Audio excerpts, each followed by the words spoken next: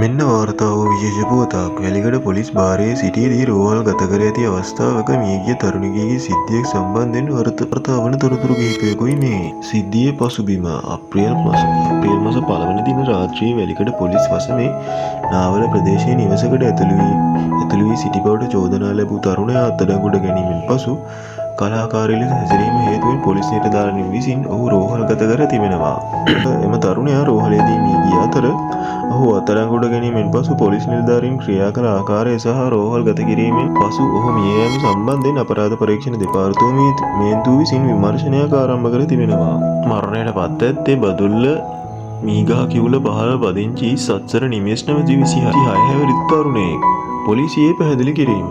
පොලිසිය පවසන පරිදි නිමේෂ් සත්සර තරුණයා අත්අඩංගුවට ගෙන ඇත්තේ වැලිකඩ ප්‍රදේශයේ නිවසක වත්තකට ඇතුළු වීම සම්බන්ධයෙන්. ඔහුගේ හැසිරීම මානසික ආබාධයකින් පෙළෙන්නකු බවට නිරීක්ෂණය වීම හේතුවෙන් ඔහු මුල්ලේරියාව මානසික රෝහල වෙත ඇතුළත් කළ බව පොලිසිය පවසනවා. ඔහු මිය ගියේ එම මානසික රෝහලෙන් ප්‍රතිකාර ලබා සිටියේදී බව පොලිසිය සඳහන් කරනවා. කෙසේ වෙතත් පොලිසිය පවසා ඇත්තේ අත්අඩංගුවට ගැනීමෙන් පසු තරුණයා තමාටම සිදු කරගත් තුවාල හේතුවෙන් මිය ගිය බවයි. එම ප්‍රකාශය තරුණයාගේ පවුලේ සමාජිකයන් සහ මානව හිමිකම් ක්‍රියාකාරීන් ප්‍රශ්න කර තිබෙනවා. පවුලේ සමාජිකයින්ගේ ප්‍රතිචාරය.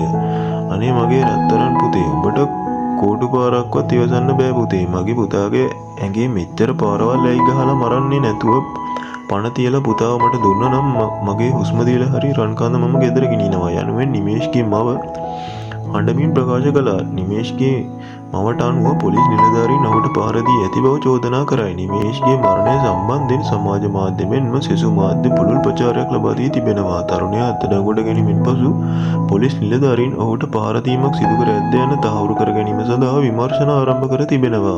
ඉතින් කෙසේ වෙතත් ඔහුට සාධාරණ ඉල්ලා මේ වන විටත් උද්ඝෝෂණ පැවැත්වෙන බවයි තොරතුරු වාර්තා වන්නේ. ඉතින් මෙනි තොරතුරු දිනපතා දැනගන්න අපේ නාලිකාව දැන්ම සබ්ස්ක්‍රයිබ් කරන්න.